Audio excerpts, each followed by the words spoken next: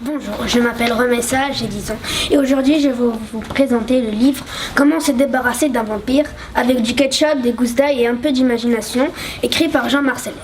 Ce livre parle d'une jeune fille qui à la rentrée des petites vacances a eu un maître remplaçant. Son imagination lui a fait croire que c'était un vampire, mais finalement elle s'est rendue compte que c'était un être humain comme les autres. Le directeur s'est approché de nous. Il nous a souhaité une bonne année et il nous a annoncé que Madame Cuche avait la grippe. Mon œil! Elle soufflait à Anaïs en lui montrant mes canines.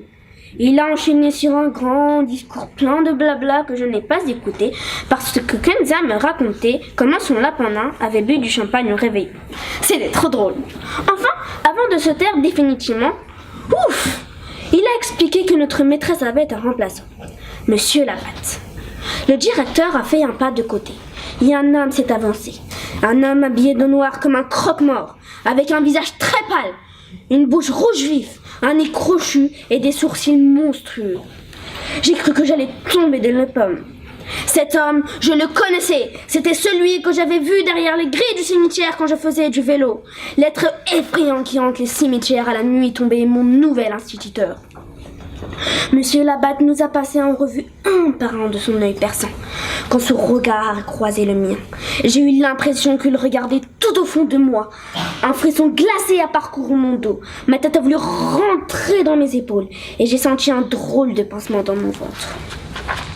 Les lèvres du remplaçant se sont ouvertes en un étrange sourire pour dire « Entrez en classe, s'il vous plaît ».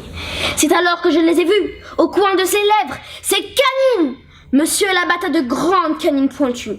Quant à son nom, Labatte, tu sais ce que ça signifie batte en anglais? Chauve-souris. Labatte, la chauve-souris. Pas besoin d'être Sherlock Holmes pour aboutir à cette terrible conclusion. Tu as compris, cher journal, quelle était cette chose terrible, affreuse, abominable que je t'annonçais. Le remplaçant de ma maîtresse est un vampire. Nous sommes entre les mains d'un terrible monstre qui voit en nous une formidable réserve de sang-froid. Un être ignoble qui s'est introduit dans une école pour abuser de notre faiblesse. Et qu'on ne vienne pas me raconter que j'ai trop d'imagination. Le roman de Bram Stoker est très clair sur le sujet. Ce soir, je me replonge dans mon livre pour étudier comment le docteur Van Helsing, le chasseur de vampires, s'y prend pour terrasser le comte de Dracula. Il faut que je sache comment se défendre contre un vampire. Il faut que j'apprenne comment l'empêcher de nuire. Il faut que je devienne Zazie Van Helsing, la chasseuse de vampires.